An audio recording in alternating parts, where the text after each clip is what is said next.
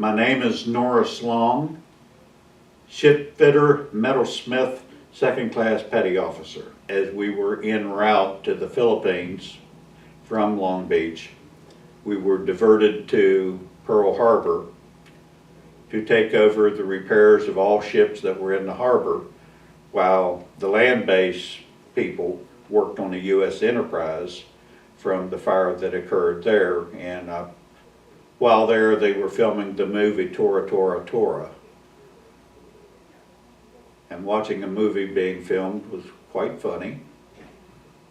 A lot of funny things happened during that time, none of which I'm embarrassed about, but they were fun because we were young. I remember a Japanese Zero flying low over the harbor right by our ships, and I pretended that I was shooting a machine gun at it. My supervisor says, "Long, what are you doing?" I said, "Japs, Japs." And he said he just waved his hand and let me go on.